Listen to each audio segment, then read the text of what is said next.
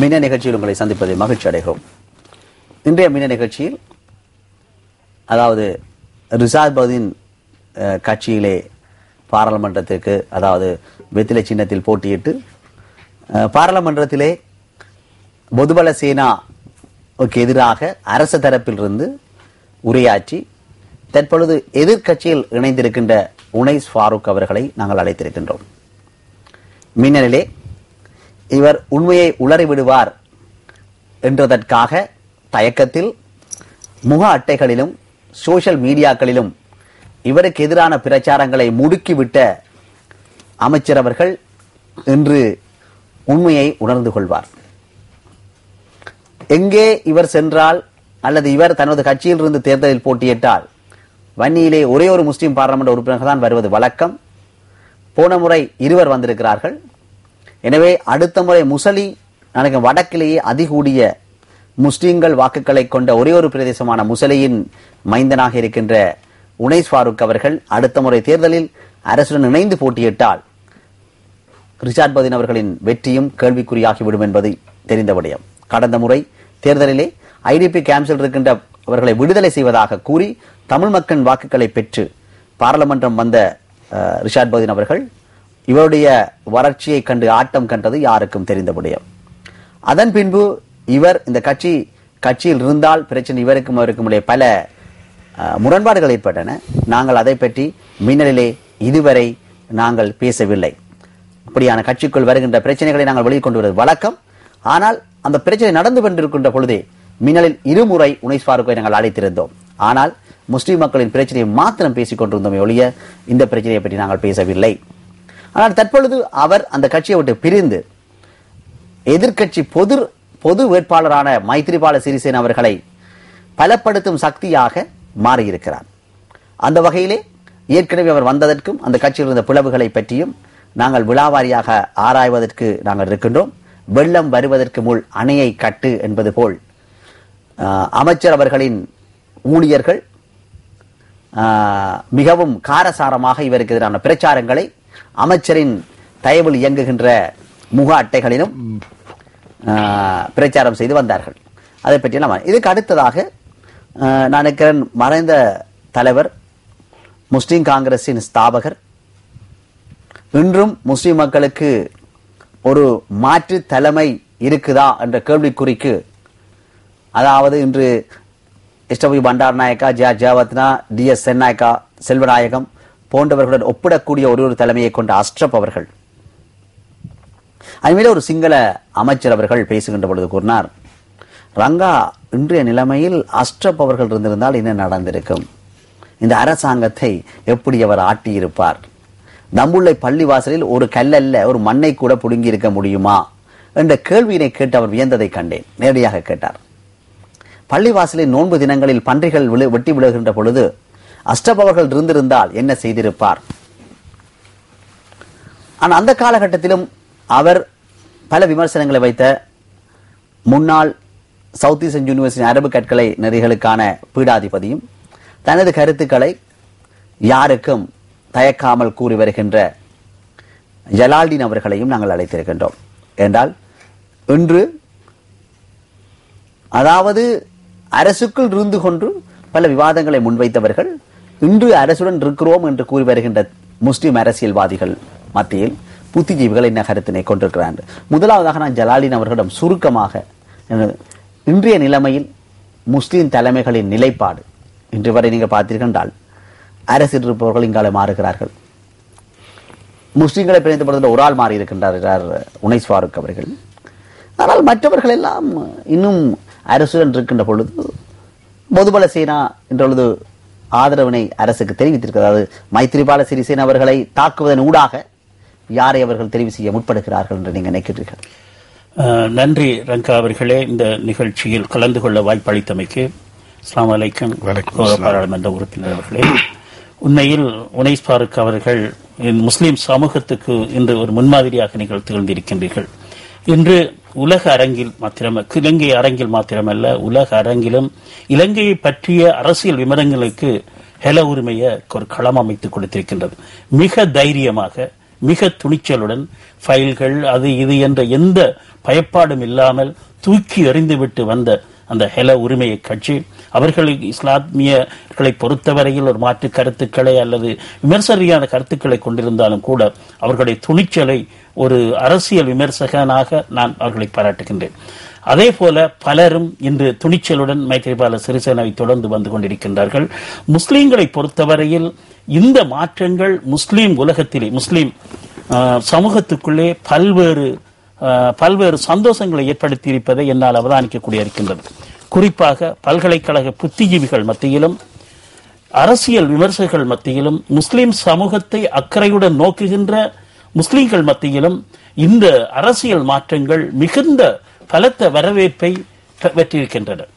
ஆனால் இன்று வரையில் எந்த முஸ்லிம் தலைமைகளும் கட்சி ரீதியாக முடிவெடுக்காமல் இருப்பது இந்த முஸ்லிம்களிடையே ஒரு கவலையை தோற்றுவித்திருக்கின்றது. இதற்கு விதிவிலக்காக நீங்கள் முதலாக ஒரு நாடாளுமன்ற வடமாகாணத்தைச் சேர்ந்த நாடாளுமன்ற உறுப்பினர் என்ற வகையில் மாத்திரமல்லாமல் ஒரு அரசாங்கத்தில் அங்கு வகிக்கின்ற ஒரு பிரதான அமைச்சரில் கட்சியில் இருந்து நீங்கள் எதிர்பக்கம் தாவி இருக்கின்ற இந்த செய்தி இந்த நிகழ்வு உண்மையில் மற்ற முஸ்லிம் தலைமைகளுக்கும் ஒரு முன்மாதிரியாக எங்களால் ஏற்றுக்கொள்ளப்பட்டிருக்கின்றது. இந்த வகையிலே உங்களை நாங்கள் இருக்கின்றோம். ஆனால் நான் அறிந்த வகையில் இன்று வரையில் எந்த முஸ்லிம் தலைமைகளும் எந்த அரசியல் கட்சிகளும் எந்த முடிவையும் எடுக்காமல் மதில் மேல் பூனையாக இருக்கின்றன. ஆனால் சில பத்திரிகைகள் எழுதப்பட்டிருக்கின்றது, அவர்களுக்கு ஆலோசனை கூறுவது போல அவசரப்பட்டு முடிவெடுக்காமல் இரண்டு கட்சிகளுடைய இரண்டு பக்கத்துடைய தேர்தல் விஞ்ஞாபனங்கள் கொள்கை திட்டங்களை பார்த்து நீங்கள் எந்த பத்திரிகை இன்று ஒரு விடிவெள்ளியில் அல்லது ஒரு பத்திரிகையில் நான் பார்த்தேன், விடிவெள்ளியில் எழுதப்பட்டிருக்க ஒருவருடைய கருத்து விடிவெள்ளியுடைய ஆசிரியர் கருத்தில் எழுதப்பட்டிருக்கின்றது. நான் வாய்ச்சி பார்த்தேன். பொறுத்திருக்க வேண்டும் என்ற தேர்தல் விஞ்ஞாபனங்களை பார்த்து வர வேண்டும் என்று ஒரு கருத்துப்பட எழுதப்பட்டிருக்கின்றது. ஆனால் இருக்க வேண்டும் என்ற தேர்தல் விஞ்ஞாபனங்களை பார்த்து வர வேண்டும் என்று ஒரு கருத்துப்பட எழுதப்பட்டிருக்கின்றது. ஆனால் யாருடைய அதாவது பொதுபல சேனாவின் நடவடிக்கைகள் யாருடைய விஞ்ஞாபனத்திலே குறிப்பிடப்பட்டிருந்தது? ரணில் விக்ரமசிங்க விஞ்ஞாபனத்திலே பொதுபல சேனா இப்படி என்று கூறுவதா, மைந்த சிந்தனையில் தானே கூறப்பட்டதா பொதுபல சேனா இப்படியான நடவடிக்கைகள் இறங்கும் என்று சொல்லி கூறப்பட்டதா? ஒரு விதத்தில் அப்பொழுது இந்த விஞ்ஞாபனத்தை பார்ப்பதில் இந்த விஞ்ஞாபனத்துக்காக நாங்கள் விஞ்ஞாபனம் பேசுவது, தேர்தல் விஞ்ஞாபனத்தை பற்றி விஞ்ஞாபனம் பேசுவது எந்த வகையில் சாத்தியப்படும்? அதாவது யாரையொரு ஜனாதிபதி தேர்தலையாவது பொதுபல சேனா ஒன்று வரும், அது முஸ்லிம் மக்களுக்கு எதிராக பேசும், தர்காட்டவன் அழியும் என்று பேசப்பட்டதா? இல்லை. அப்பொழுது விஞ்ஞாபனத்தை பற்றி விஞ்ஞாபனம் பேசுவதன் கருத்து உண்மையாக இப்படிக்கின்ற சூழ்நிலையில் நிச்சயமாக ஆளும் கட்சியாக ஆளும் அரசியலில் இருக்கின்ற மஹிந்த சிந்தனையை நாங்கள் பார்க்க வேண்டிய அவசியமே இல்லை. அந்த மஹிந்த சிந்தனையுள்ள சகல விஷயங்களும் முஸ்லிம்களை பொறுத்தவரையில் ஒரு யதாச்சதிகாரமான போக்கில் முஸ்லிம்களுக்கு பாதகமாக கடந்த பல ஆண்டுகளாக நடைபெற்றிருக்கின்றன. என்னை பொறுத்தவரையில் நான் கூறுவேன், தேர்தல் விஞ்ஞாபனத்தை இந்த மஹிந்த சிந்தனையுடைய தேர்தல் விஞ்ஞாபனத்தை நாங்கள் பொறுத்து பார்க்க வேண்டிய எந்த சந்தர்ப்பமும் இல்லை. ஆனால் ஒருவேளை மைத்திரி அணியினருடைய மதிப்பறையுடைய தேர்தல் விஞ்ஞாபனங்களை அல்லது கொள்கை திட்டங்களை பார்த்து அவர்களோட சில சமரச முயற்சிகளை பேரங்களை பேசி முஸ்லிம்களுடைய இணக்கப்பாடுகள் முஸ்லிம்களுடைய அரசியலை கொண்டு நடத்தக்கூடிய வியங்களுடன் அவர்களோடு அவர்களுடைய கொள்கை திட்டங்களை மாற்றி அமைத்து வந்தால் மிக அப்பொழுது ஆனால் மஹிந்த அரசோடு ஒரு சங்கடம் இருக்கிறது. உனைஸ் ஃபாரூக் அவர்கள் அங்காலே போய்விட்டார், இவரும் போகவில்லை என்று வைப்போம். அப்பொழுது ஒரு முஸ்லிம் அமைச்சரோ பாராளுமன்ற உறுப்பினரோ இந்த இதில் இல்லை, எதிரணியில் இல்லை. அப்பொழுது விஞ்ஞாபனம் வரவிட்டும் நாங்கள் பார்க்கிறோம் என்றால் அந்த விஞ்ஞாபனத்தை தயாரிக்கின்ற பொழுது முஸ்லிம் மக்களின் பிரச்சனைகளை பற்றி அதில் சேர்க்க சொல்லுபவர் யார்? அந்த அணிக்குள்ள இருந்தால் தான் அதை பற்றி பேசலாம். அதாவது இன்று எதிர்கட்சி சார்பாக இருக்கின்ற அந்த அணிக்குள் முஸ்லிம் தரப்பினர் இருந்து கொண்டுதான் அந்த விஞ்ஞாபனத்தை முஸ்லிம்களுக்கு சாதகமாகவோ சிறுபான்மையினருக்கு சாதகமாக நாங்கள் ஆக்கிக் கொள்ளலாமே ஒழிய வெளியிலிருந்து பார்த்துவிட்டு உள்வருவதென்றால் அது காலம் பிந்திய ஞானமாகத்தான். அதை விட ஒரு விஞ்ஞாபனத்தை வெளியிட்டதன் பின்பு அந்த விஞ்ஞாபனத்தை எந்த கட்சியாவது மாற்றி இருக்கிறதா, இல்ல திருத்தங்கள் செய்திருக்கிறதா? அது சாத்தியத்துக்கு எப்ப நடந்திருக்கா? இலங்கையின் அரசியல் வரலாற்று ஸ்ரீமா பண்டாரநாயக்கா வானத்தில் சென்று அரிசியை கொண்டு வாரேன், ஹாசட்ட கீழே ஹால் கெயினாங்கன்னு சொன்னான். ஜார் ஜவாத்னா 8 கிலோ மாத்தாரன்னு சொன்னார். பிரேமதாசா இந்திய ராணுவத்தை வெளியேற்றுவர் என்றார். சந்திரிகா பண்டாரநாயகா புலிகளுக்கு இடைக்கால நிர்வாகம் கொடுப்போம் என்றார். பதவிக்கு வந்தா. ரணில் விக்ரமசிங்க நான் புலிகளுக்கு இடைக்கால நிர்வாகம் கொடுக்கணும் பதவிக்கு வந்தா. ஆனால் 2005ஆம் ஆண்டு ஜனாதிபதி கூட புலிகளுடன் பேசுவேன், ஆனால் நாட்டை ஒற்றையாட்சிக்குள் வைத்திருப்பேன் என்று கூறி பதவிக்கு வந்தார். ஆனா எவராவது ஒருவர் விஞ்ஞாபனத்தை வெளியிட்டு விட்டு திருத்தி இருக்கிறார்களா? அது நிச்சயமாக இலங்கை வரலாற்றில் நான் நினைக்கின்றேன் நடக்கவில்லை. அப்பொழுது விஞ்ஞாபனம் வரவிட்டி நாங்கள் கூறுவோம் என்று சொல்வது ஜலால்தீன் பத்திரிகை இல்ல பத்திரிகை இல்லை. ஏன் சில கட்சிகள் கூட கூறியிருக்கின்றன. நாங்கள் வெளிப்படையா பத்திரிகைகள் மாத்திரம் நாங்கள் குற்றம் சாட்ட முடியாது. பத்திரிகை மாத்திரம் நாங்கள் குற்றம் சாட்ட முடியாது. சில அரசியல் கட்சிகள் இன்றும் கூறியிருக்கின்றன, நாங்கள் விஞ்ஞாபனத்தை பார்த்துவிட்டு நாங்கள் முடிவெடுப்போம். அதாவது விஞ்ஞாபனத்தில் வரவிட்டு தாங்கள் இருப்பதற்கான காரணத்தை எங்கு தேடலாம் என்று பார்க்கிறார்களே ஒழிய முஸ்லிம் மக்களின் பிரச்சனைகளை பார்க்கிறார்கள் என்ற ஒரு கேள்விக்குறி இருக்கிறது. இதை நீங்கள் இந்த வகையில் பார்க்கிறீர்கள்?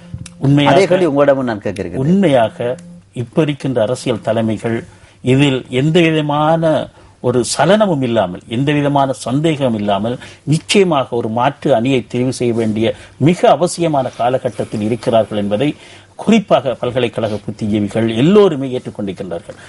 உண்மையில் இந்த மாற்று முடிவு, அதிரடி முடிவு வந்ததுக்கு பிறகு தொலைபேசி இலக்கத்தை நாங்கள் இங்கு தருகின்றோம். இந்த தொலைபேசி இலக்கத்தின் ஊடாக முன்னாள் பீடாதிபதி அரபு கட்டளைக்கான பீடாதிபதி ஜலாலுதீன் அவர்களிடமும் அதேபோல் தற்பொழுது மைத்ரிபால சிறிசேன அவர்களுடன் இணைந்திருக்கின்ற ஒரே ஒரு முஸ்லிம் பாராளுமன்ற உறுப்பினர் உனைஸ் ஃபாரூக் அவர்களுடனும் நீங்கள் வினாக்களை தொடுக்கலாம்.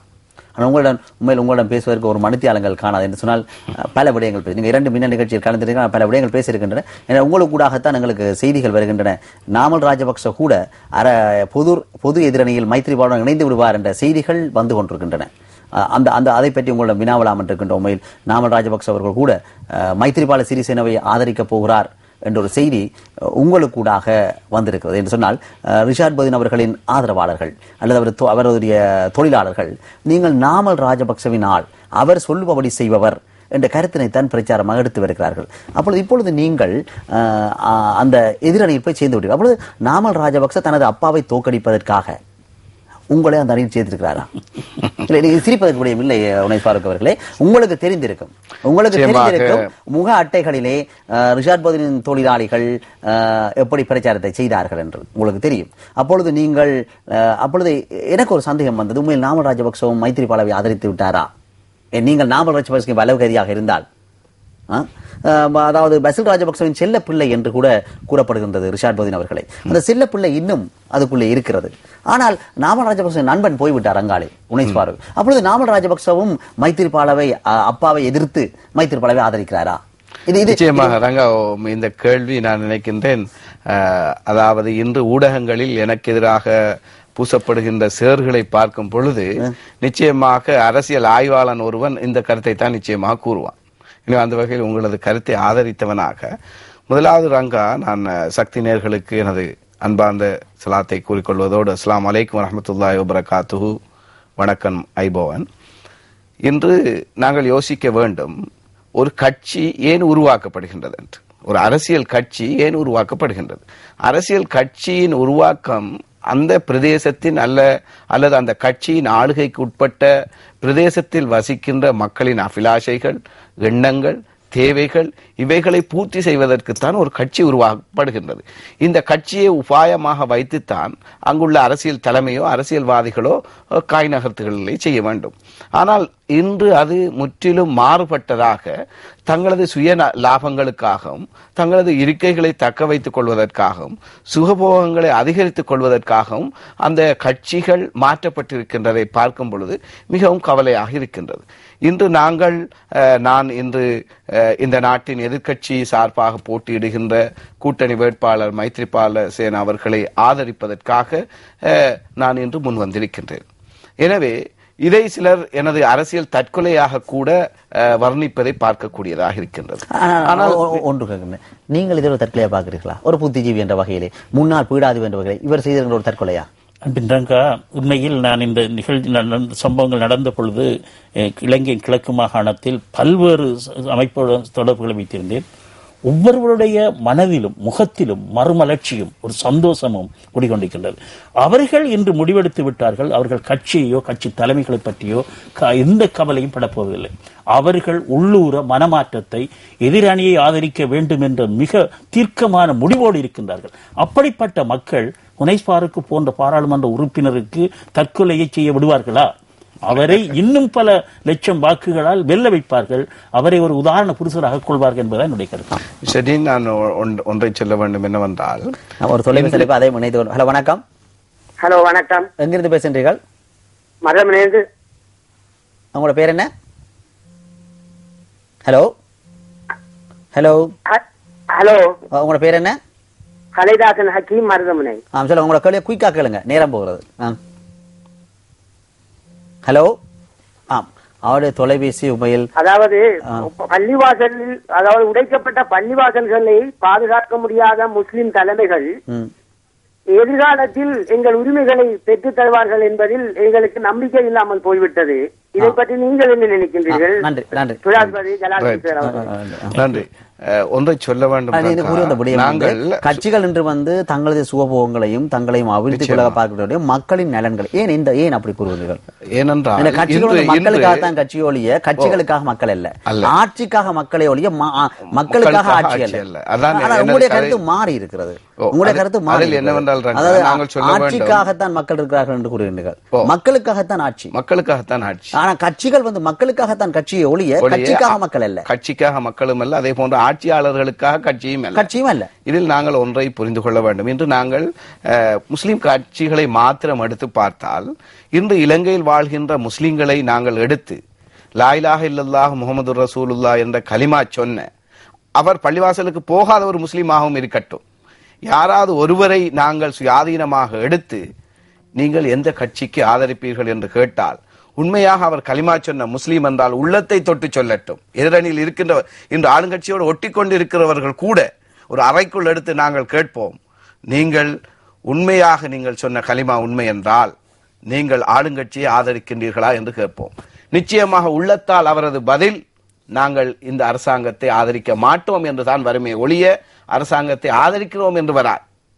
நீங்கள் இலங்கையில் வாழ்கின்ற எந்த முஸ்லீமை எடுத்து பார்க்கலாம், 100க்கு நான் நினைக்கின்றேன் 99% முஸ்லீம்கள் நாங்கள் இந்த அரசாங்கத்தை, அதாவது முஸ்லீம்களுக்கு எதிராக கடந்த காலங்களில் விடப்பட்ட அச்சுறுத்தல்கள், முஸ்லீம்கள் புனிதமாக இந்த உலகத்தில் நேசிப்பதென்றால் அது அவர்கள் வழிபடுகின்ற அந்த மஸ்ஜிதாகத்தான் இருக்க வேண்டும்.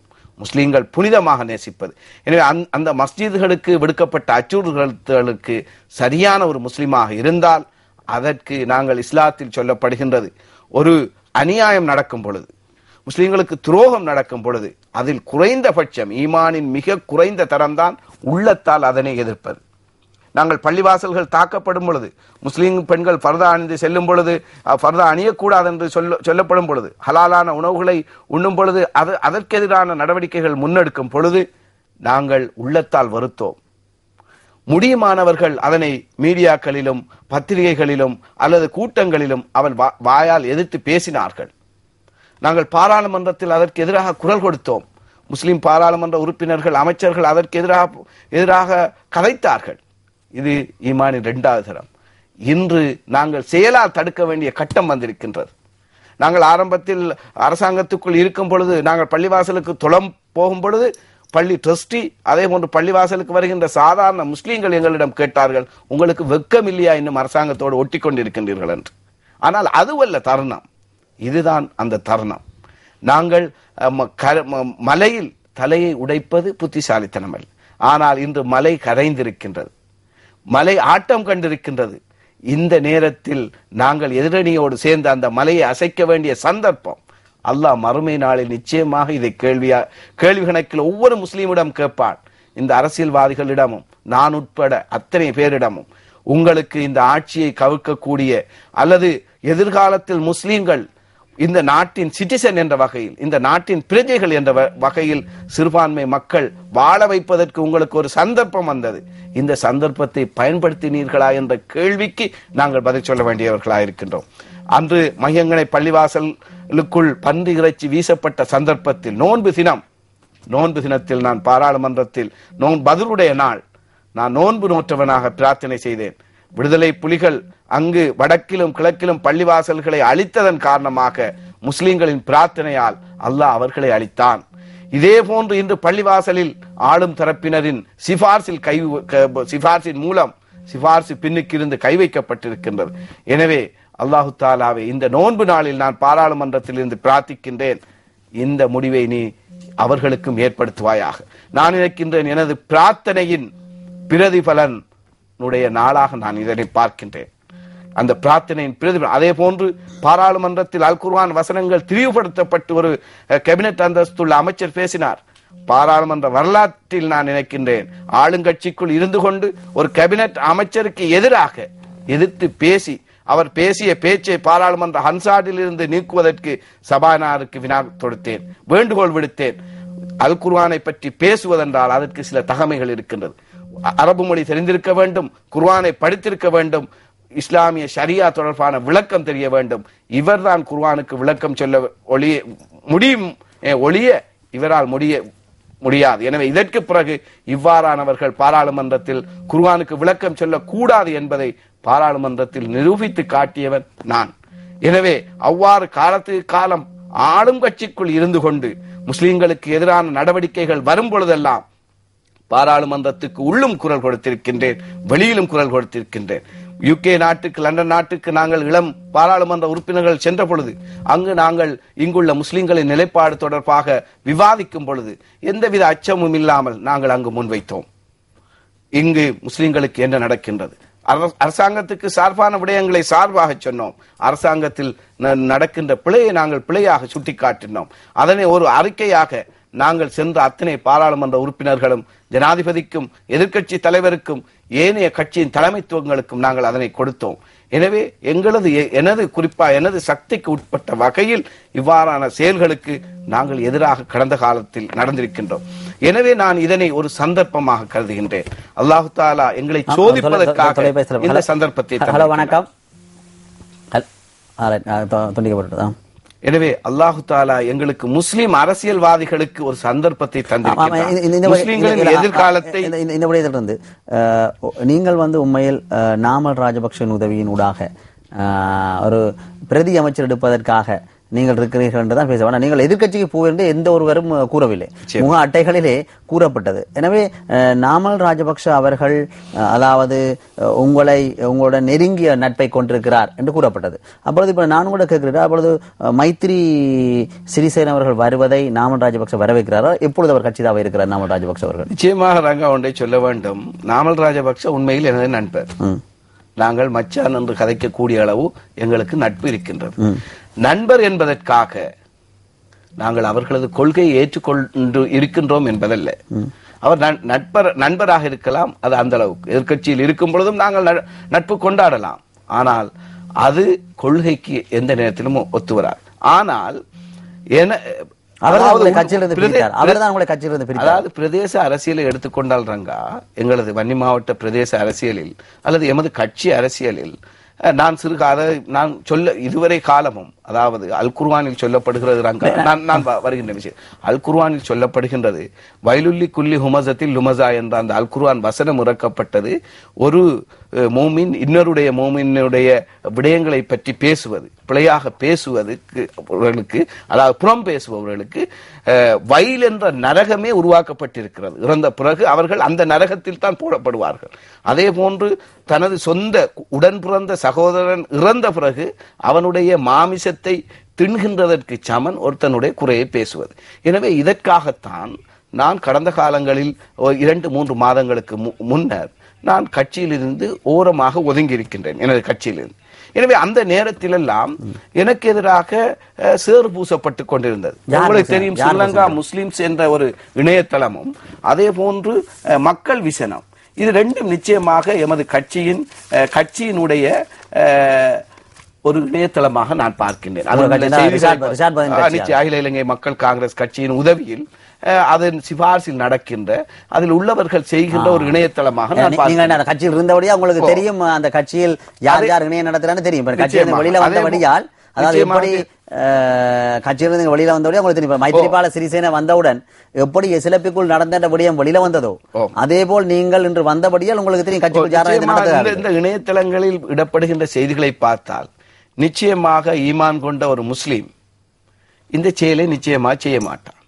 அதாவது இந்த புறம் பேசுவது தொடர்பாக நபி ஸல்லல்லாஹு அலைஹி வஸல்லம் அவர்களிடம் தோழர்கள் கேட்டார்கள், யா ரசூலல்லாஹ், நாங்கள் அவருடைய குறையைத்தான் சொல்லுகின்றோம், இதுவும் பாவமான்னு கேட்டார்கள். அதை கூட ரசூலுல்லாஹ் சொன்னார்கள், இந்த குறையை நீங்கள் அவருக்கு முன்னால் சொல்லும் பொழுது அவர் இதை மனநொந்தார், நிச்சயமா அதுவும் அந்த புறம்ட அந்த இதுக்குள்ளதான் வரும், டெபினேஷனுக்குள்ளதான் வரும். ஆனால் இதில் சொல்லப்படுகின்ற விஷயத்தை பார்த்தால் இது நான் செய்யாத விடயங்கள். இதில் சொல்லப்படுவது பல கோடிகளுக்காக நான் விலை போகியிருக்கிறேன். நான் இந்த கட்சி அதாவது மற்ற பக்கம் மாறுவதற்கு முன்னர் ஆளுங்கட்சிக்குள் இருக்கின்ற பொழுது சொல்லியிருந்தார்கள், ரங்கா என்னை கூட்டிக் கொண்டு போய் நாமல் ராஜபக்சவிடம் பிரதி அமைச்சர் பதவியை பெறுவதற்காக செல்கின்றேன். அதே போன்று ஒரு முஸ்லிம் பத்திரிகையில் நாங்கள் அதை பேரை கூட சொல்லலாம், நவமணி என்ற பத்திரிகையில் போடப்பட்டிருக்கின்றது, அகில இலங்கை மக்கள் காங்கிரஸ் கட்சியை உடைப்பதற்கு அரசாங்கம் சதி. அப்ப அதுல சொல்லப்படுகிறது, ஜனாதிபதியின் மகன் நாமல் ராஜபக்ச ஹுனைஸ் ஃபாரூக்கோடு மிகவும் நெருக்கம், நட்பானவர்.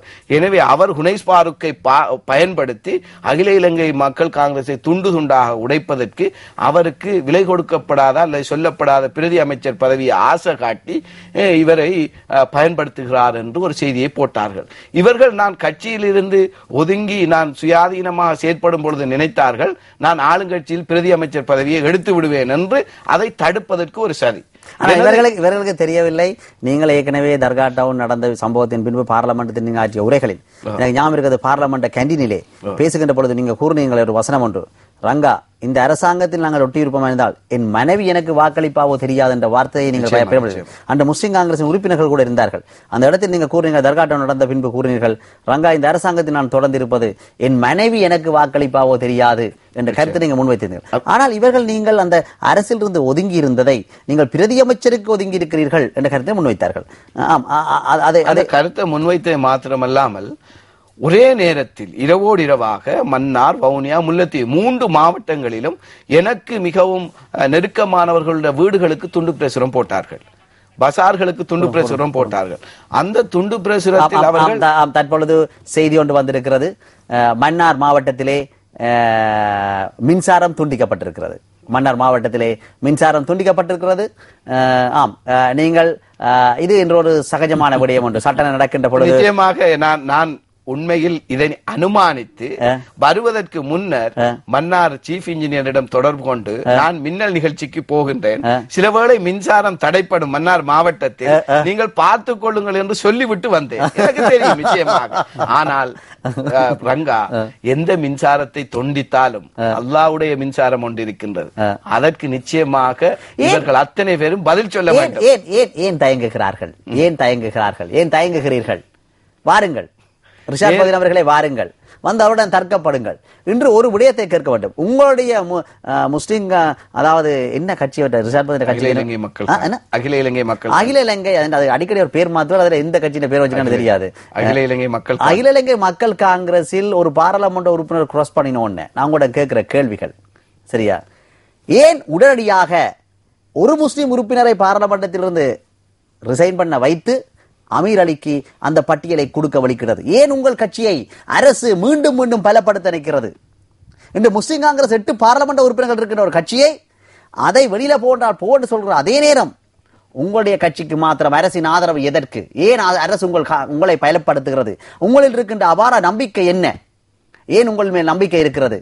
அதாவது இன்று ஆறுமுகம் தொண்டமான் அமைச்சர்கள் நூரெலியா மாவட்டத்துக்கு தான் அபிவிருத்தி அமைச்சர்.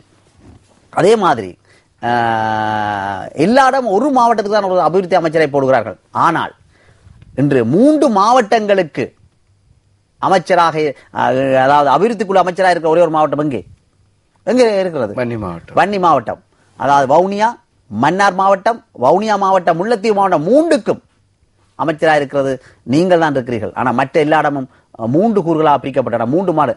நீங்கள் உண்மை நாமல் ராஜபக்சவின் நண்பர் என்றால், இந்த அரசின் செல்ல பிள்ளை என்றால், ஏன் அந்த மாவட்டத்தில் ஒன்றை கூட உங்களுக்கு தரவில்லை? ஏன் தர முடியவில்லை? இல்லை, நீங்கள் தான் இல்லை, நான் கேட்கின்ற ஜனாதிபதியின் மகன் ஒரு பலம் பொருந்திய மகன் என்று பேசப்படுகிறது. அப்பொழுது அதிலும் பார்க்க இந்த அரசு ரிஷாட் பதினை ஏன் செல்ல பிள்ளையாக பார்க்கிறது? ஏன் அதைத்தான் ரங்கா, இந்த சந்தர்ப்பம் நிச்சயமாக இவ்வளவு காலமும் மக்கள் சேவை, மக்களுக்காக, முஸ்லிம்களுக்காக, சிறுபான்மையினருக்காக என்று சொன்ன முஸ்லிம் அரசியல்வாதிகளின் உண்மைத்தன்மையை புடம்போட்டு காட்டுகின்ற ஒரு சந்தர்ப்பம் இது. நிச்சயமாக அவர்கள் முஸ்லிம்களின் மீது இரக்கம் இருந்தால், சிறுபான்மையினர் மீது இரக்கம் இருந்தால், இன்று இந்த நாட்டில் நடக்கின்ற இந்த ஆட்சி, சிறுபான்மையினருக்கு எதிரான இந்த ஆட்சியை நாங்கள் மாற்றி அனைவரும் இலங்கையர்கள் என்ற இதன் கீழ் கொண்டு வர வேண்டும் என்ற அந்த உண்மையான மக்களுக்கான அரசியலாக இருந்தால் இதை நாங்கள் இந்த கட்டத்தில் பார்க்கலாம். அதே போன்று நாங்கள் ஒன்றை சொல்ல வேண்டும் ரங்கா, இந்த ஸ்ரீலங்கா அதாவது விடியல்.lk என்ற இணையதளத்தில் ஏற்கனவே எமது கட்சியின் செயலாளர் ஒரு அறிக்கையை விட்டிருக்கின்றார். ஹுனைஸ் பாரூக்கு எதிராக நாங்கள் ஒழுக்க நடவடிக்கை எடுக்கப் போகிறோம் என்று. இதே அர்த்தத்தில் தினக்குரல், அதே போன்று ஏனைய அதாவது விடிவெள்ளி போன்ற பத்திரிகைகளில் இந்த கருத்துக்கள் சொல்லப்பட்டிருக்கின்றன. அதே நேரத்தில் மீண்டும் அவர் 2 நாட்களில் இன்னொரு அறிக்கையை விடுகின்றார். ஹுனைஸ் பாரூக்கு எதிராக நம்பிக்கையில்லா தீர்மானம் எனும் தலைப்பில் எனது பெயரை குறிப்பிட்டு AHM பூமுதீன் என்பவரால் இணையதளத்துக்கு நேற்று மாலை அனுப்பப்பட்ட செய்திக்கும் தனக்கும் எந்தவித தொடர்பும் இல்லை என அகில இலங்கை மக்கள் காங்கிரசின் செயலாளர் நாயகம் வையலஸ் அமீர் குறிப்பிட்டார். எனவே அவர் சொன்ன இந்த ஏற்கனவே அவருடைய பேர்ல வந்த இதுகள் தினக்குரல், விடிவள்ளி, அதே போன்று இவ்வாறான பத்திரிகைகளில் அவருடைய பெயரை போட்டு வந்திருக்கின்றனர்.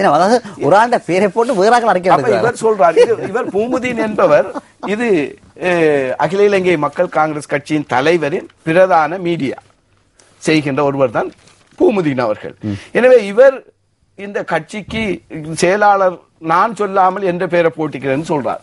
இதில் உள்ள நான் இதற்கு எனது சட்டத்தரணிகளோடு நான் ஆலோசித்து லெட்டர் ஆஃப் டிமாண்ட் ஒன்று அனுப்பியிருக்கின்றேன். 500 மில்லியன் ரூபாய் எனது புகழுக்கு ஏற்பட்ட அபகீர்த்திக்கு. அதே போன்று எஹியான் பாய் பிரதேச செயலாளர், அவருக்கு எதிராகவும் நான் சட்ட நடவடிக்கை எடுப்பதற்காக நான் லெட்டர் ஆஃப் டிமாண்ட் அனுப்பியிருக்கிறேன். அவரும் சொல்லியிருக்கிறார் என்றால் பணத்துக்கு நான் சோரம் போகிவிட்டேன் என்று, பணம் வாங்கி விட்டு நான் சென்றதாகவும்.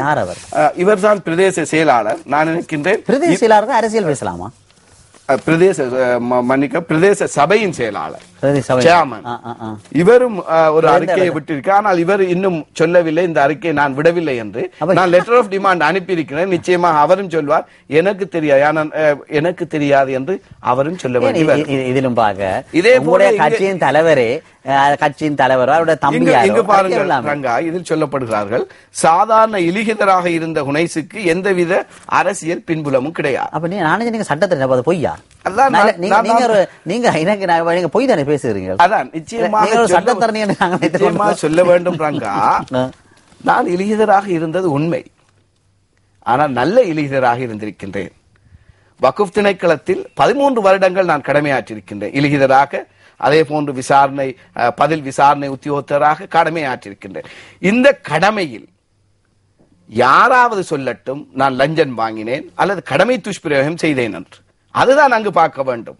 அதே போன்று நான் விவசாயியாக இருந்திருக்கின்றேன். பாடசாலை முடிந்து மாலை நேரத்தில் பெய்து வயல் உழவு செய்திருக்கின்றேன். ஆனால் அதன் மூலம் நான் லஞ்சமோ மக்களுக்கு துரோகமோ செய்யவில்லை. இதில் ஒரு இடத்தில் போட்டிருக்கிறார் இவர் மீன்களை வைத்திருந்தவர் என்று. எனக்கு 50 போட்கள், நான் வத்தலங்குண்டில், கல்பட்டியில் வத்தலங்குண்டில் எனக்கென்று ஒரு ஐஸ்வாடி இருந்தது. 50-60 போட்கள் எனக்கு மீன் தரக்கூடியவர்களாக இருந்தார்கள்.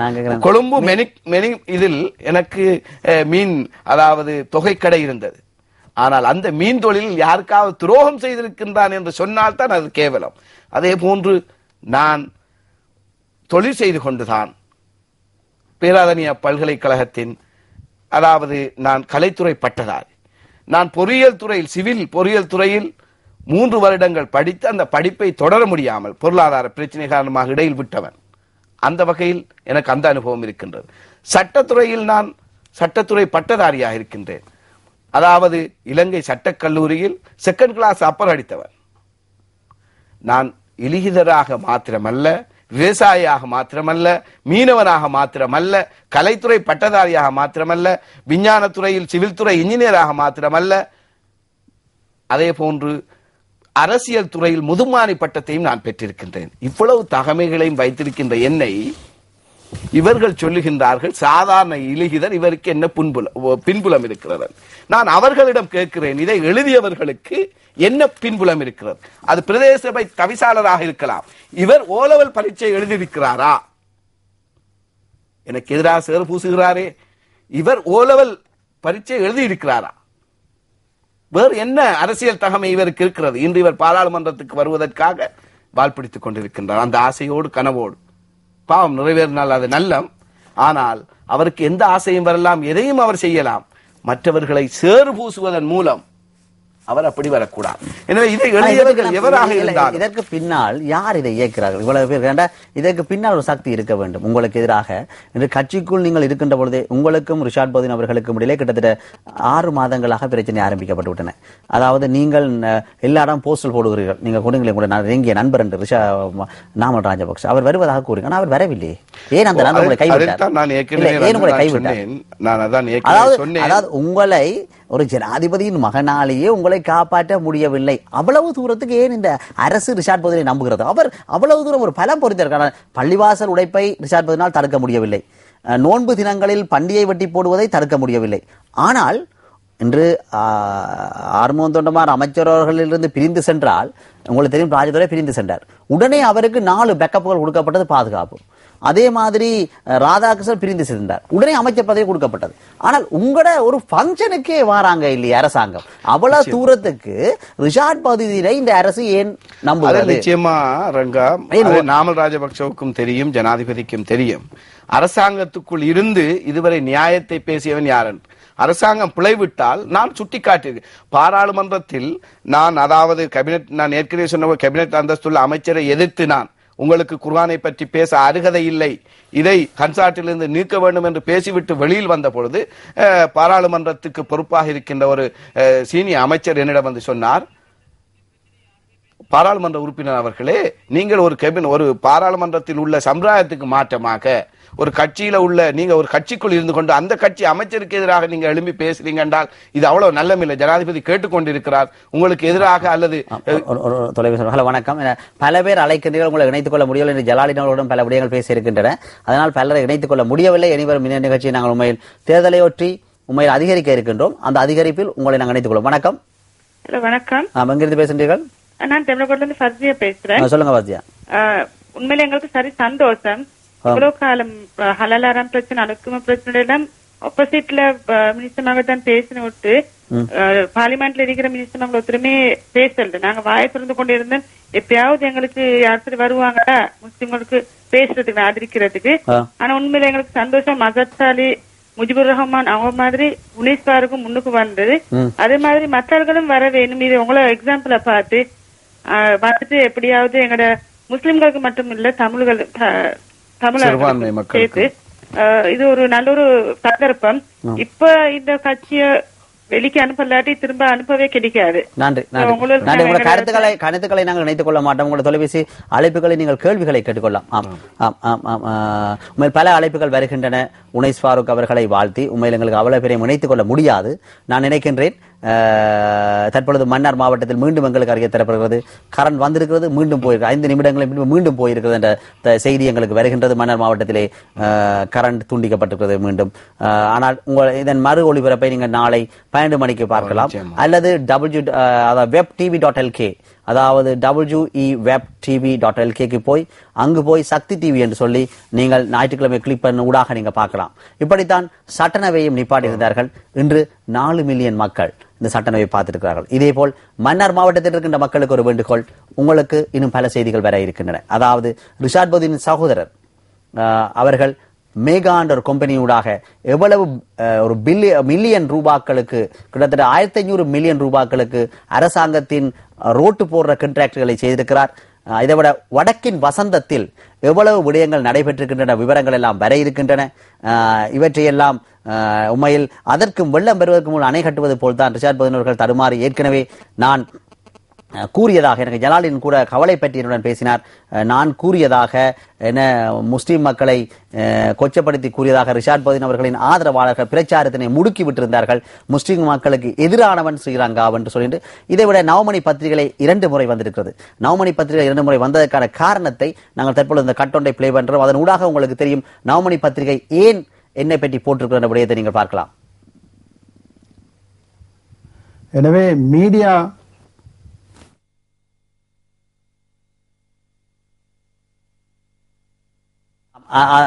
ஒரு தொழில்நுட்ப, அதாவது அந்த நவமணி பத்திரிகை வந்து உண்மையில் இங்கு பேசுகின்ற பொழுது இது ஒரு லைவ் டெலிகாஸ்ட். இது நாங்கள் யாரையும் தடுக்க முடியாது. அவர்கள் பேச விட்டு தான் நாங்கள் அதை தடுக்க முடியும். அதே மாதிரி ஒரு மாகாண சபை உறுப்பினர்கள் வந்து சொன்னார், தான் நவமணி பத்திரிகை எழுதினேன், அங்கிருந்து எனக்கு என்ன கூறினார்கள் என்று கூறினார்கள். நவமணி பத்திரிகைக்கு ஒரு மறைமுகமான செய்திகள் இருக்கின்றன. அதாவது ரிஷாட் பதீன் அமைச்சர் அவர்களின் பற்றி என்றுமே அவர்கள் எதிராக எழுதியதில்லை. ரவுஃப் ஹக்கீமை பற்றி வந்திருக்கிறது, எல்லா அரசியல்வாதிகள் பற்றி. ரிஷாட் பதீன் அவர்கள் இன்று வன்னியிலே இவ்வளவு கண்ட்ராக்டை செய்கிறார். வடக்கின் வசந்தத்தில் அவர்தான், அவருடைய தம்பியாரின் கம்பெனி தான் முழு கண்ட்ராக்டை செய்கிறது. அதை பற்றி என்றுமே நவமணி பத்திரிகை எழுதுவதில்லை. அதற்கான காரணம் உங்களுக்கு நன்றாக தெரியும். ஏன் எழுதுவதில்லை என்ற காரணம் உங்களுக்கு நன்றாக தெரியும். அமீன் அவர்கள் கூட எனக்கு நெருங்கிய நண்பர். ஆனால் அவர் கூட ஒரு தொலைபேசியில் அழைத்துறாங்க, இதற்கான உங்களுடைய கருத்து என்னதை கூட கேட்கவில்லை. ஏன்னு சொன்னால் அதற்கு மேலாளர் ரிஷாட் பதீன் கை இந்த நவமணி பத்திரிகையிலேயே இருக்கிறது. தற்பொழுது பாருங்கள். எனவே மீடியா உள்ளமே எதை பேச வேண்டும், எதை மக்களுக்கு கொடுக்க வேண்டும். நீங்கள் கூட இன்று சொன்னீர்கள், மின்னல் நிகழ்ச்சி தான் முஸ்லீம்கள் தமிழர்கள் பிரச்சனையை மின்னல் நிகழ்ச்சி, அதாவது இந்த சக்தி டிவி மாத்திரம்தான் மக்களுக்கு எடுத்து சொல்றோம். ஏனைய மீடியாக்கள் எதுவும் பேசுவதில்லை. உள்ளமையா கவலைக்குரிய விடயம். இன்று முஸ்லீம் பத்திரிகைகள், தமிழ் பத்திரிகைகள் அடிக்கின்றது. பத்திரிகைகளுக்கு கூட ஒரு சொந்தமான ஒரு பிரஸ் இல்லாத நிலை இந்த நாட்டிலே இருக்கின்றது. சில பத்திரிகைகள் லேக் ஹவுஸ் பிரஸ்லே தான் நடிக்க வேண்டிய நிலை. எந்த பத்திரிகை லேக் ஹவுஸ் பத்திரிகை நினைக்கிறேன்? Tamil paper Navamani Lake House paper Lake House பிரஸ்லே தான் கூலி கொடுத்து அடிக்கின்றது. அதுல ஏதாவது அரசுக்கு எதிரான கருத்துக்களை கூடுதலாக பேசி இருந்தால் அதை சென்சர் பண்ணி வெட்டி போட்டுதான். நவமணி முஸ்லிம்களுக்காக வருகின்ற நவமணி பத்திரிகை லேக் ஹவுஸ் பத்திரிகை, லேக் ஹவுஸ் கூலிக்கும் நீங்க கேட்டு பாருங்களேன். நான் கடந்த முஸ்லிம்களுக்கு சொல்லி ஒரு பத்திரிகை இப்ப விடுவெளி இது வீரேசரி அடிக்கிறது. லேக் ஹவுஸ் பிரஸ்லே தான் கூலி கொடுத்து அடிக்கிறது நவமணி பத்திரிகை. கடந்த வாரத்துக்கு முதல் வாரம் என்னுடைய ஒரு மாகாண சபையிலே பேசிய ஒரு தலையங்கம் வந்திருந்தது. ஆடுகள் என்ன முஸ்லீமா கொள்ளுவதற்கு என்று கேட்ட ஒரு தலையங்கம். எனவே என்னது சம்பூர்ணமாக பேசிய அறிக்கை அங்கு இருக்கவில்லை. எனவே நான் அவரிடம் தொலைபேசியிலே தொடர்பு கொண்ட பொழுது அவர் என்னிடம் சொன்னதென்றால், நாங்கள் இந்த முறை இதை இந்த அளவாவது போடுவதற்கு லேக் ஹவுஸ் பிரஸுக்கு கொடுத்த பொழுது லேக் ஹவுஸ்ல அதை பாரம் எடுக்கவில்லை என்றால் அரசுக்கு எதிராக இந்த கொஞ்சமாவது பேசியிருக்கிறனால் வேறொரு பஸ்ல கொடுத்து தான் நாங்கள் அடிச்சிருக்கோம் அவர் என்ன சொன்னார். ரங்கா அவர்களே, அப்படியான நிலைமை தான் இந்த பேப்பர்ல இருக்கு. தொலைபேசி அழைப்பு கொண்டு வருகின்றது. ஹலோ, வணக்கம். 6ஆம் தேதி 7ஆம் மாசம் 2014ஆம் ஆண்டு நடந்த இன்டர்வியூ. அதாவது 6ஆம் தேதி 7ஆம் மாசம், அதாவது தர்கா டவுன் கொதித்துக் கொண்டிருந்த வேளை நடந்த இன்டர்வியூ. இதில் அதாவது இதன் பின்பு நவமணி பத்திரிகை வந்து ஓடோடி போய் லேக் ஹவுஸில் பிரிண்ட் பண்ணுவதை நிறுத்தி வேறெங்கு செல்வது என்பதற்கு உண்மையில் திலங்க சுமதிபாலா அவர்களுடனும் ஒரு அமைச்சர், ஒரு முஸ்லீம் அமைச்சர் பேசியிருக்கின்றார். இந்த பத்திரிகையை உங்கள் பிரசிடென்ட் அடிக்கலாமா, நான் நவமணியை இதில் அடித்துக் கொண்டிருந்தேன், லேக் ஹவுஸிலே அந்த கதை கசிந்து விட்டது ஊடகத்தின் ஊடாக, தயவு செய்து நீங்கள் உதவி செய்யலாமான்னு ஒரு முஸ்லீம் அமைச்சர் போய் பேசியிருந்தார். எனவே இந்த விடயங்கள் எல்லாம் நாங்கள் பெருசாக அலட்டிக் கொள்வதில்லை. உண்மையில் நவமணியை மக்கள் நம்பி இருந்தார்கள், உண்மையில் முஸ்லீம் மக்களின் பிரச்சனை என்று. ஆனால் அது அதாவது இன்று அரச அச்சகத்திலே, உங்களுக்கு தெரியும், அரசின் அச்சகத்திலே லேக் ஹவுஸிலே வருகிறது என்றால் என்ன மாதிரி அந்த பத்திரிகை அடிக்கப்படும் என்று சொல்லி என்று அந்த வகையிலே போல ரங்கா, நீங்க அதுல அப்போத கேட்டே இல்ல, ஏன் அந்த அதாவது எனக்கு அங்கு அரசாங்கத்திற்குள் இவ்வளவு நண்பனாக இருந்து ஜனாதிபதியோட மகன் அங்க முன்னுரிமை கிடைக்கவில்லை என்று கேட்டு, அதுக்கு இன்னொரு முக்கியமான உதாரணத்தை சொல்லலாம். 2014 ஜூன் மாசம் 17ஆம் தேதி, அதாவது தர்கா டவுன் பிரச்சனை முடிந்து அதற்கு பிறகு நோலிமிட்டுக்கு தீ வைக்கப்பட்டு பூதாகரமாக இலங்கையில் முஸ்லிம்களின் கேள்விக்குறி. வியாபாரம் செய்ய முடியுமா? இதற்கு பிறகு முஸ்லிம்கள் இருக்க முடியுமா? இருப்பு கடந்த காலங்களில் ஷரியாவுக்கும் பள்ளிவாசலுக்கும் ஏற்பட்ட அந்த அநீதிகள் அதற்கு பிறகு முஸ்லிம்களின் உயிர்களில், உடைமைகளில், அவர்களுடைய வாழிடத்தில், வியாபாரத்தில் கை வைத்த பொழுது நான் பாராளுமன்றத்தில் எழும்பி சொன்னேன், 1980-90களில் இருந்த அரசாங்கம் முஸ்லிம்களை பாதுகாப்பதற்கு அவர்கள் போய் சட்டபூர்வமாக ஆயுதம் கேட்ட பொழுது ஆயுதம் கொடுத்தார்கள். அதற்கு பிறகு நாங்கள் ஓரளவு அச்சம் இல்லாமல் வாழ்ந்தோம். அந்த நிலை மீண்டும் இன்று உருவாகி இருக்கின்றது.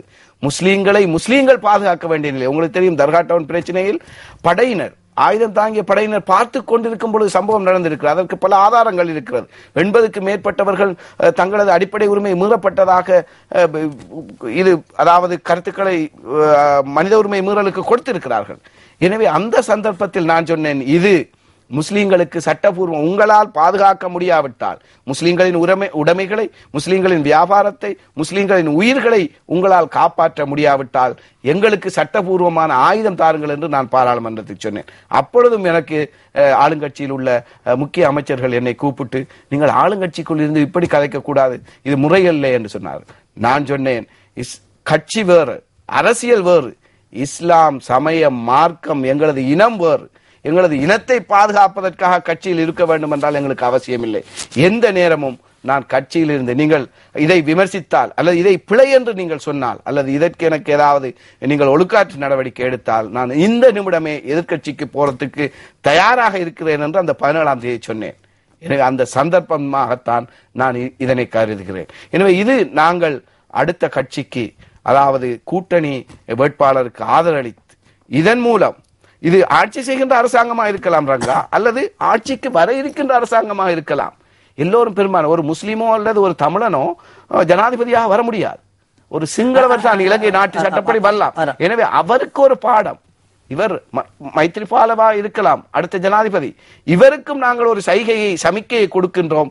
நாங்கள் இங்கிட்டு வருவதன் மூலம் நீங்களும் இவ்வாறு சிறுபான்மையினருக்கு எதிராக, சிறுபான்மையினரின் தேவைக்கு எதிராக, அவர்களின் அபிலாஷைகளுக்கு எதிராக செயற்பட்டால் இந்த கதை உங்களுக்கும் நடக்கும். அடுத்த முறை நாங்கள் அடுத்த முறை அங்கு மறுபக்கம் இருந்து உங்களுக்கு எதிராக நாங்கள் அரசியல் நடவடிக்கை மேற்கொள்வோம் என்ற சமிக்கையின் ஆரம்பம்தான் நான் காலடி. இப்பொழுது தற்பொழுது இன்னொரு உலகமாக பேசப்பட விடயம், ரிஷாட் பதின் கட்சி, 2 பேர் பாராளுமன்றம் உள்ள கட்சி, சரியா, 2 பேர் பாராளுமன்றம் உள்ள கட்சியை உடைப்பதற்கு அரசு பெரிய சதி என்று.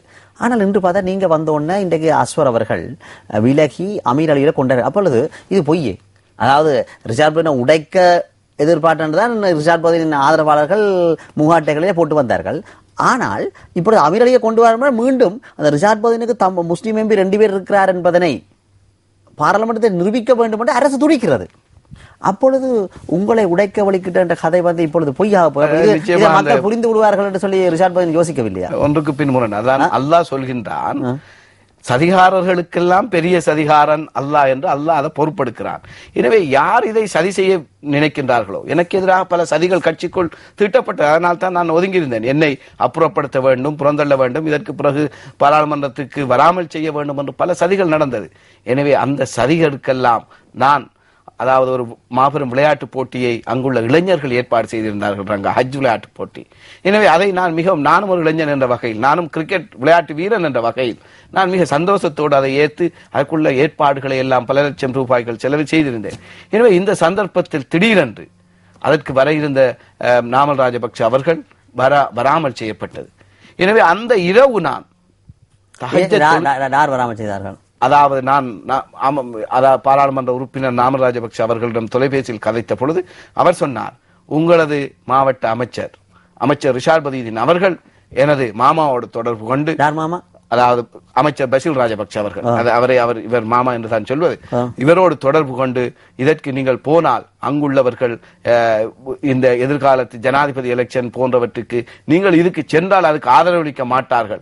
பிரதேசபை உறுப்பினர்களை வைத்து பிரதேசபை உறுப்பினர்களை வைத்து அத்தனை பேரையும் வைத்து கடிதம் ஒன்று எழுதி ஃபெக்ஸ் பண்ணப்பட்டிருக்கிறது, இதற்கு வரக்கூடாது. ஒரு நாட்டின் ஜனாதிபதி ஒரு பிரதேசத்துக்கு வர வேண்டும் என்றுதான் இதுவரை ரிக்வெஸ்ட்கள், கடிதங்கள் அல்லது வேண்டுகோள் விடப்பட்டிருக்கின்றது. நான் நினைக்கிறேன் இலங்கை வரலாற்றில் முதலாக ஒரு நாட்டின் ஜனாதிபதியுடைய மகன் அந்த மண்ணுக்கு வரக்கூடாது என்று ஒரு கடிதம் போகப்பட்டிருக்கிறது என்றால் அது முசலி பிரதேச சபைக்குத்தான், அந்த குற்றச்சாட்டு சேரும். இது காலாகாலம் இந்த வடு, இந்த குற்றச்சாட்டு முஸ்லிம் பிரதேச சபை உறுப்பினர்கள் அத்தனை பேரையும் சேரும். ஒரு தலைவர் சொல்கிறார் என்றால் அது பிழை என்றால் அது பிழைதான். எனவே இவ்வாறு சொன்னதன் காரணமாக பிரதேச சபை உறுப்பினர்கள் கடிதம் அனுப்பியிருக்கிறார்கள். அதே போன்று கட்சியின் தலைவர் கடிதம் அனுப்பியிருக்கிறார். அமைச்சர் ரிஷாட் பதியுதீன் அவர்கள் அனுப்பி இதனால் தான் வர முடியாது எனக்கு சொன்னார்கள்.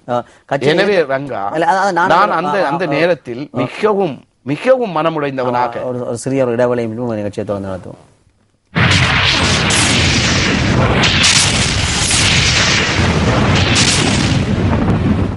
செலான் வங்கியின் சிறிநிவச வீட்டுக் கடனை 25 ஆண்டுகளில் மீளச் செலுத்திடுங்கள். இப்போது 10.5% தொடக்கம் குறைந்த வட்டி. விவரங்கள் செலான் வங்கி கிளைகளில். சேகரிப்பு என்பது சேமிப்பாகும். கமர்ஷியல் கிரெடிட் மனிதநேயரை முன்னிலைப்படுத்தும் முதலீட்டு நிறுவனம். மொபிடெல் உங்களுடனே என்றும். செலான் வங்கியின் சிறிநிவச வீட்டுக் கடனை 25 ஆண்டுகளில் மீளச் செலுத்திடுங்கள். இப்போது 10.5% தொடக்கம் குறைந்த வட்டி. விவரங்கள் செலான் வங்கி கிளைகளில். யாழ் தெல்லிப்பளை யூனியன் கல்லூரி பழைய மாணவர் சங்க கொழும்பு கிளையின் ஏற்பாட்டில் தென்னிந்தியாவின் சூப்பர் சிங்கர் புகழ்பெற்ற பாடகர்கள் பங்கு பெற்றும் நட்சத்திர இரவு மாபெரும் இசை நிகழ்ச்சி டிசம்பர் மாதம் 5ஆம் தேதி மங்களப்பட்டி ஸ்ரீ மாணிக்க விநாயகர் ஆலய கலையரங்கில் மாலை 6 மணிக்கு. இசை ஆர்வலர்கள் அனைவரையும் அன்போடு அழைக்கிறோம். ஊடக பங்களிப்பு சக்தி டிவி, சக்தி FM.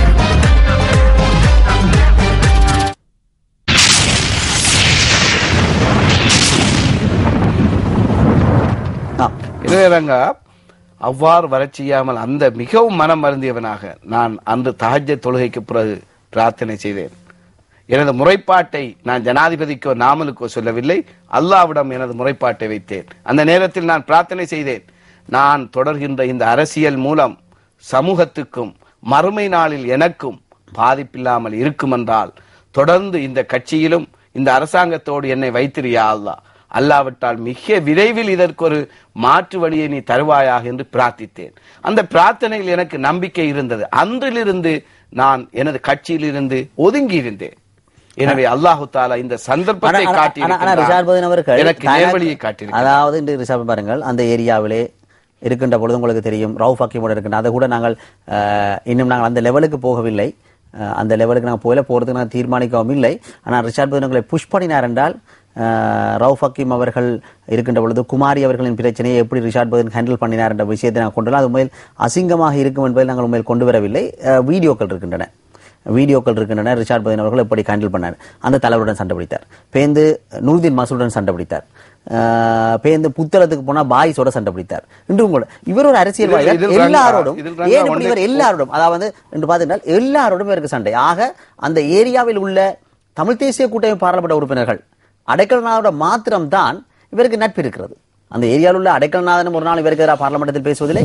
இவரும் அன்றைக்கு ஒரு நாள் மாவை சின்னராஜா பார்லமெண்டத்தில் இவருக்கு எதிராக பேசுகின்ற பொழுது ரிஷாட் பதின் எழுப்பி சொல்றார், அடைக்கலநாதன் பேசட்டும் என்று. அங்கு பார்த்தா மன்னார் பிஷப்புடன் சண்டை, நூர்தீன் மசூலோட சண்டை, ரவுஃப் ஹக்கீமோட சண்டை, புத்தளம் வந்தா பாய்ஸோட துவக்கெடுத்து சண்டை, இன்று உங்களுடன் சண்டை. இவர் என்ன உண்மையில் அரசியல் இதில் ரங்கா நாங்கள் ஒன்றை சொல்ல வேண்டும். இதுவரை நான் மிகவும் பொறுமையாக யாரை பற்றியும், நான் ஏற்கனவே ஆரம்பத்தில் ஒரு குர்ஆன் வசனத்தை ஓதி காட்டினேன். இதன்படி நான் யாரை பற்றியும் நாங்கள் பேச தேவையில்லை, எதை பற்றியும் சொல்ல தேவையில்லை என்று இருந்தேன். ஆனால் எனக்கு இன்று பூசப்படுகின்ற இந்த சேர் பல பேர் எனக்கு தொலைபேசியில் கேட்கின்றார்கள், நீங்கள் மீண்டும் அரசாங்கத்துக்குள் 15 கோடி ரூபாயை வாங்கிவிட்டு ஒரு பிரதி அமைச்சரை வாங்கிவிட்டு பெய்தீர்களா என்று எனக்கு மிக நெருக்கமானவர்கள் கூட நம்புகின்ற அளவுக்கு இவர்கள் பொய் பிரச்சாரத்தை முன்னெடுக்கும். இது ஸ்ரீலங்கா muslim.com என்றால் தெரியும் யார் என்று. அதில் உள்ள செய்தியை பார்த்தார். மக்கள் விசனம் என்று வருகிறது, முழுக்க எனக்கு எதிராக. அந்த வெப்பே துறக்கப்பட்டிருக்கிறது, முகநூல் உனைஸ் ஃபாரூக்கை அழிக்க வேண்டும், சேறு பூச வேண்டும் என்று. இந்த இப்ப ஸ்ரீலங்கா முஸ்லீமை பயன்படுத்துகின்றார்கள், என்னை அழிக்க வேண்டும் சார். ஆனால் எல்லாவற்றுக்கும் மேலே அல்லாஹ் இருக்கிறார். அழிக்க ஆட்சியையும் அதிகாரத்தையும் தருவது ரங்கா அது அல்லாஹ். இவர்கள் நினைத்து ஆட்சியை இல்லாமல் அழிக்க முடியாது. இறுதியில் நான் கூட கேட்கின்றேன், அதாவது ஜனாதிபதி ஒரு விஷயத்தை சொல்லணும். எனக்கு அதாவது அரசாங்க பாராளுமன்ற உறுப்பினர்களுக்கு விசேடமாக 25 மில்லியன் ஒதுக்கப்பட்டது. நான் சிறிகொத்தாவில் இருக்கிறேன். சிறிகொத்தாவில் இருக்கும் பொழுதே அமைச்சர் பசில் ராஜபக்ச அவர்களிடம் சென்று எனக்கு ஒதுக்கப்பட்ட 25 மில்லியன் ரூபாய், அது எனக்கு சொந்த வீட்டுக்கு கொண்டு போற பணம் அல்ல. மிகவும் உங்களுக்கு தெரியும், வடக்கில் பாதிக்கப்பட்ட ஒதுக்கப்பட்ட காசு. அதாவது அரசில் இன்று நாமல் ராஜபக்ச உங்களுடன் இருப்பார், நானும் கூட நேற்று நீங்க கட்சியை உடைக்க போகிறேன். ஆனால் அவர் இருக்கின்ற பொழுதும் ரிஷாட் பதின் பக்கம்தான் அரசின் ஆதரவு என்றும் இருக்கிறது. முஸ்லிம் மக்கள் மத்தியில் அரசின் ஆதரவு இல்லாட்டியும் ரிஷாட் பதின் அவர்களை அவர் ஒரு செல்ல புள்ளியாக பார்க்கிறார்கள் என்று கூட ஒரு இணையதளத்திலே எழுதப்பட்டிருந்தது. நான் அதாவது ரிஷாட் பதின் செல்ல பிள்ளைக்கு உனைஸ் பாருக் போனவுடன் மீண்டும் ஒரு பாராளுமன்ற கொடுப்பதற்கு அரசு முயற்சி எடுத்து, அதாவது இன்று பசில் ராஜபக்ச, நாமல் ராஜபக்ச, ஜனாதிபதி இவர்களுடன் பார்க்கின்ற பொழுது இன்று இந்த அரசுக்கும் உங்களுடைய தலைவர், முன்னாள் தலைவர் என்ன தொடர்பு? ஏன் அவரை தனிய இவ்வளவு தூரம் பார்க்கணும்? முஸ்லிம் மக்களை பார்க்க முடியும், அவருக்கு தனிய ஏன் இவ்வளவு? இதில் நாங்கள் இதை நான் நினைக்கின்றேன் விழாவாரியாக இது பண்ண தேவையில்லை. ஏனென்றால் ஜனாதிபதியை சொல்லிவிட்டார் ஒரு பேச்சில், உங்களுக்கு தெரியும், அதான் இன்று பெரிய விவாதமாக இருக்கிறது. என்னிடம் ஃபைல்கள் இருக்கிறது, ஒரு கார்ட்டூன் அன்று போடப்பட்டிருக்கிறது. ஸ்ரீலங்கா முஸ்லிம் காங்கிரஸ் உடைய ஃபைல் கையில் எடுக்கிறார் ஜனாதிபதி, அகில இலங்கை மக்கள் காங்கிரஸ் உடைய ஃபைலை உள்ள வைக்கிறார், இதுல கபட்ல.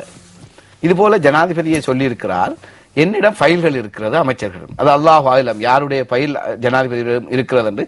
ஆனால் ஒன்றை நான் தெளிவாக சத்தியமாக சொல்ல முடியும், ஜனாதிபதியிடமும் என்ற ஃபைல் இல்ல, எமது கட்சியின் தலைமைத்துவத்திடமும் என்ற ஃபைல் இல்ல, யாரிடமும் என்ற ஃபைல் இல்ல. அதால தான் நான் மிகவும் அதாவது எந்த சந்தர்ப்பத்தில் முடிவெடுக்க வேண்டுமோ அந்த சந்தர்ப்பத்தில் முன்னாடி கூறி வந்தோம். ஊர் ரெண்டு பட்டால் என்ன, மீண்டும் ஒரு சுனாமி வந்தால் கூட ரிஷாட் பதினுக்கு அரசை விட்டு வெளியில் வர முடியாது.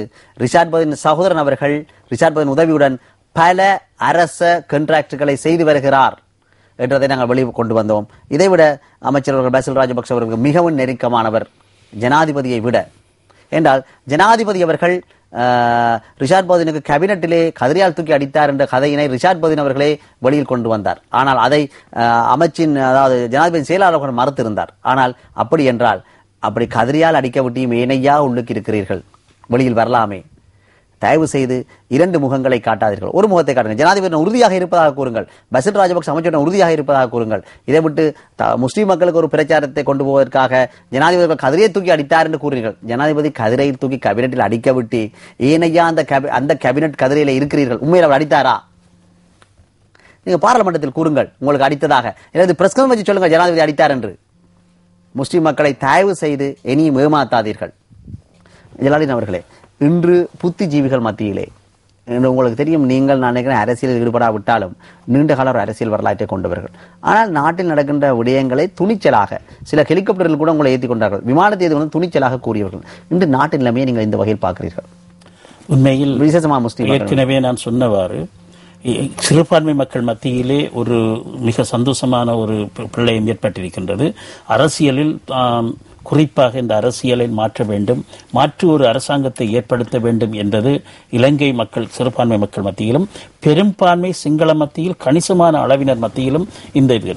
அண்மையிலே எங்களுடைய கல்முனை பாராளுமன்ற உறுப்பினர் அவர்கள் ஒரு வெப்சைட்டில் ஒரு கருத்து கணிப்பை நடத்தினார்கள். முஸ்லிம் காங்கிரஸ் அரசாங்கத்தோட அல்ல இணைந்திருக்க வேண்டுமா அல்லது வேண்டும். அவருக்கு நாளாந்தம் இதுவரையில் 45,000 பேர் கருத்து கணிப்பு சொல்லிக்கின்றார்கள். அவர் சிறு தொகையினரை கொண்ட அந்த வெப்சைட்டில், அந்த பேஸ்புக்கில் 45,000 பேர் நிச்சயமாக அரசாங்கத்திலிருந்து விலகி மைத்திரிபால அரசாங்கத்துடன் சேர வேண்டும், ஒரு எதிர் அணியை உருவாக்க வேண்டும் என்ற அவர்களோடு சேர வேண்டும் என்ற கருத்து கணிப்பு இன்று இருக்கிறது. எனவே நிச்சயமாக நாங்கள் சொல்லுவோம், இன்று வெளிவருகின்ற புலனாய்வு தகவல்கள் மற்றும் பல்வேறு கருத்து கணிப்புகளை நாங்கள் நோக்குகின்ற பொழுது இந்த அரசாங்கம் மாறப்போகின்றது. உனைஸ் பாருக்கு சொன்னது போல இலங்கை முஸ்லீம்களுடைய பிரச்சனைகள் மாத்திரம் இந்த அரசாங்கத்தை மாற்றவில்லை, குறிப்பாக தமிழ் மக்களுடைய பிரச்சனைக்கு இன்னும் முடிவில்லை. இந்த நாட்டில் வாழுகின்ற பாமர ஏழை மக்களுக்கு எந்த விமர்சனங்களும் கிடைக்கவில்லை. இவ்வளவுதான் நாங்கள் நாட்டை அபிவிருத்தி செய்தாலும் இன்று மக்கள் அதல பாதாளத்தில் மிகவும் வெம்பு கொண்டிருக்கின்றார்கள். மிகவும் மிக மோசமான வாழ்க்கை செயல் அவர்கள் அனுபவித்துக் கொண்டிருக்கின்றார்கள். எனவே இந்த பல்வேறு கேள்விகள் இன்று எழும்புகின்றன. கடந்த 10 வருடங்களாக இந்த மஹிந்த அரசாங்கம் இந்த நாட்டை ஆண்டிருக்கின்றது. பல்வேறு அபிவிருத்தி திட்டங்கள் அவர்கள் கொண்டு வந்தாலும் கூட இந்த நாடு எதிர்பார்க்கின்ற அந்த சமூக ஒற்றுமை, சமூக உணர்வுகள் இன்னும் ஏற்படவில்லை. மாறாக சிறுபான்மையினரை தாக்குகின்ற, சிறுபான்மை அடித்து ஒழுக்குகின்ற, வெறுக்கின்ற பல்வேறு நிகழ்ச்சி திட்டங்கள் இந்த அரசாங்கத்தினாலேயே அரங்கேற்றப்பட்டிருக்கின்றன. குறிப்பாக பல்வேறு குற்றச்சாட்டுகள் வைக்கப்பட்டிருக்கின்றன.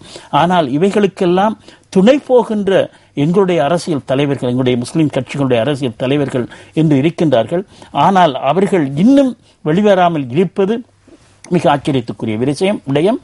ஆனால் என்னை பொறுத்தவரையில் நான் கூறுவேன், இன்று இலங்கையில் வாழ்கின்ற சிறுபான்மை முஸ்லிம்களை பொறுத்தவரையில் அவர்கள் கிட்டத்தட்ட 199 வீதம் முடிவெடுத்து விட்டார்கள்.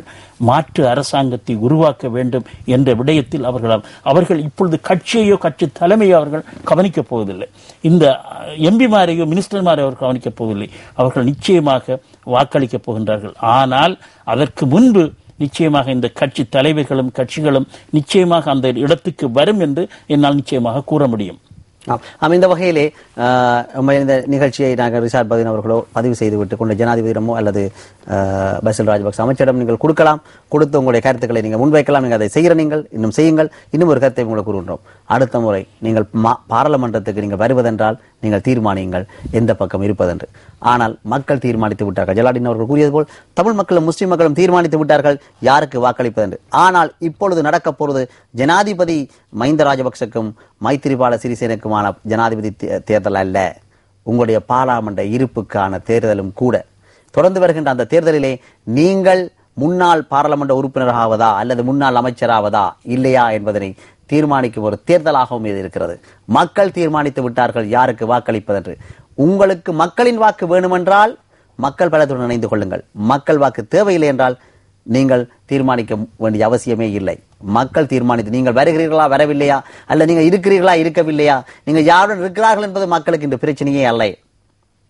உங்களுக்கு தெரியும், ரிஷாட் பதீனும் ரவுஃப் ஹக்கீம் அவர்களும் இரட்டை இலைகளிலே கேட்டீர்கள், கிடைத்தது 4500 வாக்குகள். ஆனால் ஐக்கிய தேசிய கட்சியில் கேட்ட ஒரு முஸ்லிம் உறுப்பினர் எடுத்தது 15000 வாக்குகள். அதே மாதிரி தமிழ் மக்களும் முஸ்லிம் மக்களும் தீர்மானித்து விட்டார்கள் யாருக்கு வாக்களிப்பதென்று. அதேபோல் ஜலாலுddin அவர்களை புத்திஜீவிகள் ஒரு நிமிடத்தில் கூறுங்கள், புத்திஜீவிகள் இந்த தேர்தலை எந்த வகையில் பார்க்கிறார்கள்? நான் புத்திஜீவிகள் மத்தியில் தான் என்னுடைய வாழ்க்கையை நான் இந்த கொண்டு பல்கலைக்கழகத்தில், அதே போல சமூகத்தில் இருக்கின்ற புத்திகள் அவர்கள் அனைவருமே மிக உறுதியாக இருக்கின்றார்கள். மாற்று அரசியல் ஒன்றுக்கு அவர்கள் ஆயத்தமாகிக் கொண்டிருக்கின்றார்கள். தற்போது இந்த சோசியல் மீடியா ஒரு பவர்ஃபுல்லாக வருகிறது. ஆனால் இந்த ஊடகத்திலே தங்களுக்கு சாதாரணமாக சில அமைச்சர்கள் தங்கள் தொழிலாளிகளை போற்று நடத்துகின்றார்கள். ஆனால் அதற்கும் சமூகத்துக்கும் இடையிலே பாரிய ஒரு வேறுபாடு இருக்கிறது. என்று பாருங்கள், உனைஸ் பார்க்கவர்கள் அந்த கட்சியில் பிரச்சனை இருக்கணும் 2 முறை இந்த நிகழ்ச்சிக்கு வந்தார். ஆனால் நான் ரிஷாட் பதீனை பற்றி பேசவே இல்லை. ஆனால் ரிஷாட் பதீன் பயந்தார் எங்கோ பேசி விடுவார் என்று. அவர் எனக்கு எதிரான பிரச்சாரம் அவற்றை சமுர்த்தி அப்பமன் கொடுத்த வாஜித் என்ற ஒருவரை வைத்து பிரச்சாரத்தை முடுக்கியிருந்தார். இன்னொரு ஆள் சவுதியில் அவரால் சவுதியால் அனுப்பப்பட்டவர். அவருடைய எல்லாம் நான் உண்மையில் அவர்களை எல்லாம் உண்மையில் பேர் வாரியாக கூற முடியும். மீண்டும் நான் பார்க்கின்றேன், ரிஷாட் பதீன் சோசியல் மீடியாவிலே பிரச்சாரத்தை முடுக்குவாராக இருந்தால் அவர்களை வெளிக்கொண்டு வருகிறார். எனக்கு கேள்விப்பட்ட வகையில் குஹா மாகாண சபை தேர்தலில் முஸ்லிம் காங்கிரஸ் ரவுஃப் ஹக்கீம் அவர்களும் ரிஷாட் பதீன் அவர்களும் இணைந்து போட்டியிட்டார்கள். பல்வேறு மீடியாக்களில் பல்வேறு அவர்கள் ஒரு கட்சி ஒரு நியமன எம்பி கூட பெறாவிட்டாலும் கூட இன்று முஸ்லிம் காங்கிரஸ் ஒரு நிலையான அபிப்பிராயப்படுகின்றது, ரிஷாட் பதீன் அவர்கள் தன்னை ஏமாற்றிவிட்டதாக.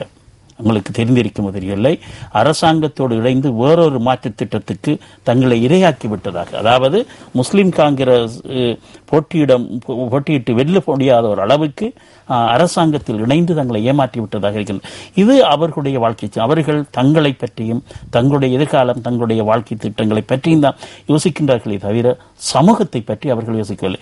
ஆனால் இந்த விடயங்கள் இன்று சமூகத்தில் குறிப்பாக முன்வைக்கப்பட வேண்டிய சூழ்நிலை இருக்கின்றது. நான் நினைக்கின்ற இந்த தேர்தல் பிரசாரம் நாங்கள் இப்பொழுது எங்களுக்கு என்று சொல்வதற்கு ஒரு மீடியாக்கள் இல்லை. அந்த மீடியாக்கள் எல்லாம் விலை போகக்கூடியதாக அல்லது விளம்பரத்தை எதிர்பார்த்த மீடியாக்களாக இருக்கின்றன. எங்களுடைய உண்மையான குரல்களை சொல்ல முடியாமல் இருக்கின்றது. அந்த வகையில் தான் நான் இந்த மின்னலை தொடர்ந்து பயன்படுத்தி வந்தேன்.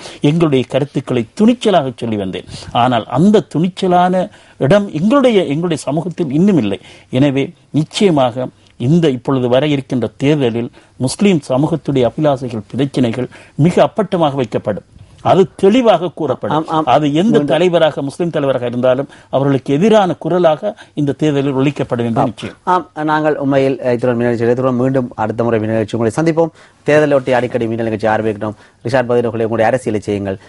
சோசியல் மீடியாவிலே உங்களை தப்ப வைப்பதற்காக பொய்யான பிரச்சாரை இத்துடன் நிறுத்தினீர்கள் என்றால் உங்களுடைய குப்பைகளையும் நாங்கள் கிளறாமல் இருக்கலாம் என்று கூறி விடைபெறுகிறோம். நன்றி. நன்றி.